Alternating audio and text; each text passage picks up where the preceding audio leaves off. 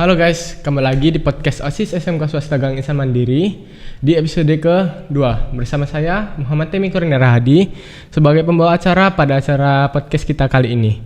Nah, pada episode sebelumnya kita sudah berkesempatan nih ngundang mantan ketua OSIS dan wakil ketua OSIS SMK Swasta Gang Insan Mandiri masa bakti 2023-2024 nih guys. Nah, kali ini kita kedatangan bintang tamu nih dari Ketua Divisi Humas Osim Man, yaitu Kak Niswana Ilma Afifah.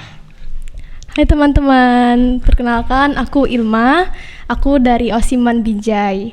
Di Osim aku menjabat sebagai Ketua Divisi Humas periode 2024-2025.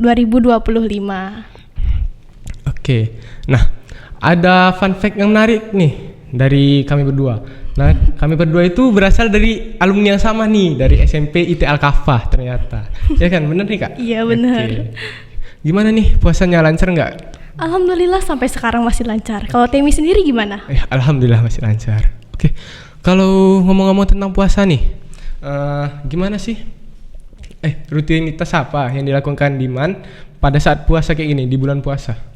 Kalau Diman sendiri, ketika bulan puasa itu ada yang namanya tausiah setiap hari. Itu tiap pagi dibawakan oleh kelas-kelas bergantian.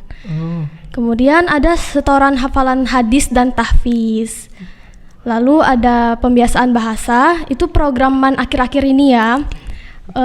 Bahasa Arab dan bahasa Inggris. Jadi selama bulan Ramadan ini kami difokuskan untuk menghafal beberapa kosakata dalam bahasa Arab dan bahasa Inggris. Kemudian ada hataman Quran bersama, lalu setiap hari juga ada tadarus pagi juga. Oh, oke.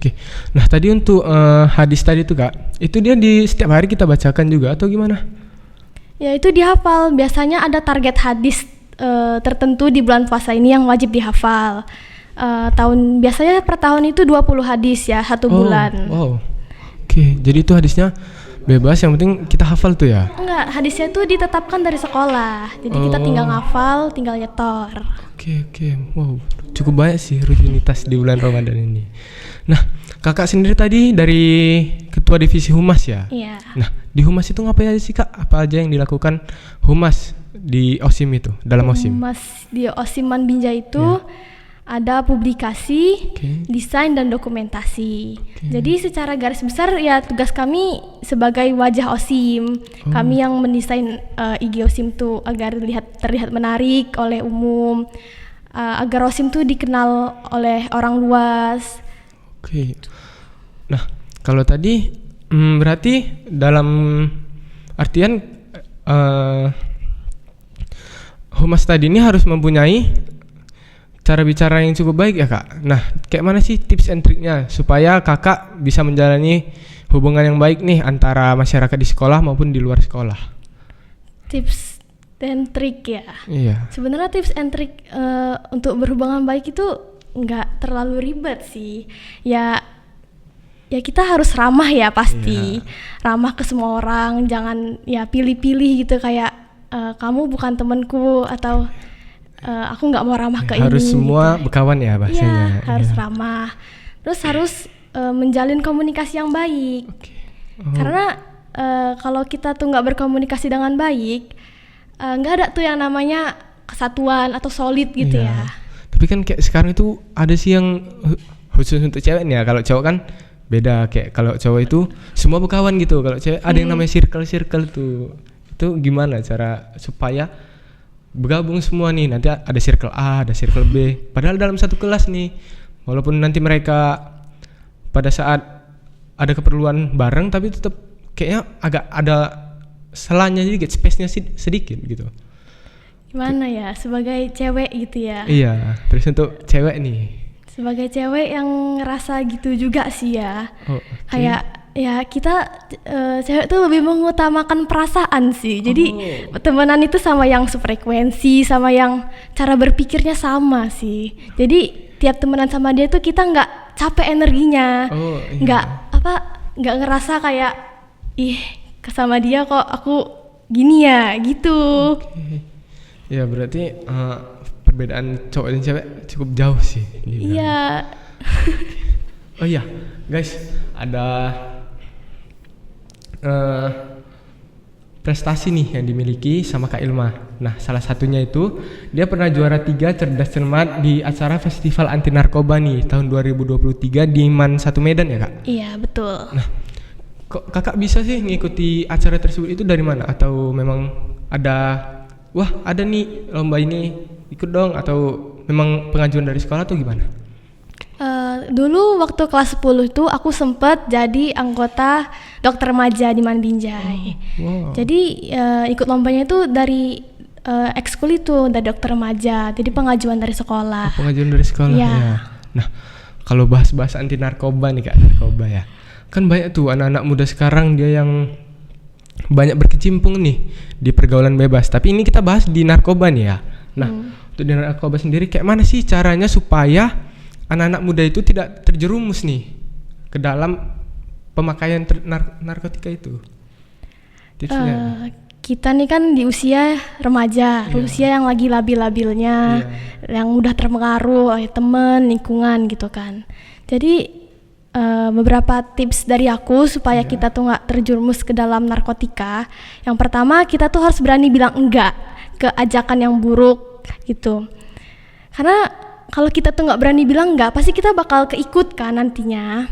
Terus yang kedua, harus stop FOMO. Iya sih kayaknya ya. Berarti dalam garis besarnya itu faktor lingkungan ya, Kak? Iya. Faktor lingkungan, oke. Kalau untuk yang sudah terjerumus nih, supaya dia keluar dari fase pemakaian itu atau penggunaan narkotika, itu gimana?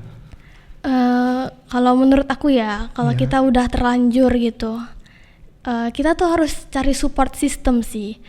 Tapi yang perlu diingat, support system terbaik itu keluarga. Jadi sebagai remaja tuh jangan takut cerita ke orang tua. Karena kalau nggak cerita ke orang tua, kita mau cerita ke siapa lagi gitu.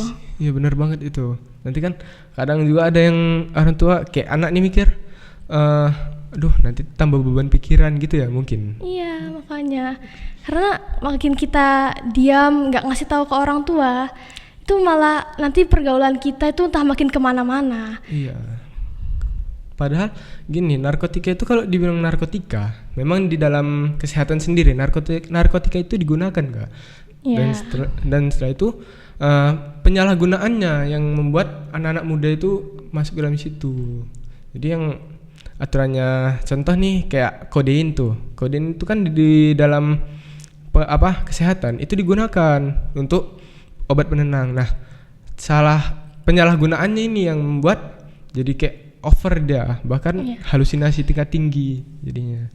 Iya. Nah, kalau untuk kita tadi kan udah bicara tadi tentang humas nih, prestasi Kakak juga gitu. Nah, kesan-kesan pertama kali masuk sini tadi udah dibawa juga kan untuk melihat ruang podcast kita, daycare. Gimana sih kesan-kesan Kakak pas masuk ke sekolah kita ini? Sebagai ini kan sekolah baru ya. Iya. Sebagai sekolah baru ini terbilang cukup lengkap sih, lingkungannya bersih dan rapi. Terus tadi waktu aku masuk sini aku kira suasana tuh bakal serius banget, bakal canggung. Tapi ternyata orangnya ramah-ramah banget, jadi nggak kerasa gitu canggungnya. Iya. Kayak care aja gitu ya. Iya. Jadi overall ini bintang 5 gitu lah. Wow, okay, kesan bersama aku bagus banget di sini. Thank you. Nah, mungkin terima kasih Kak udah berkenan hadir di podcast kami ini. Mungkin kalau ada kekurangan pada saat kamu masuk sini, saya mewakili OSIS dan sekolah ini, saya mohon maaf. Nah, mungkin kali ini pada episode kali ini guys, kita cukup sampai di sini saja ya. See you next time guys.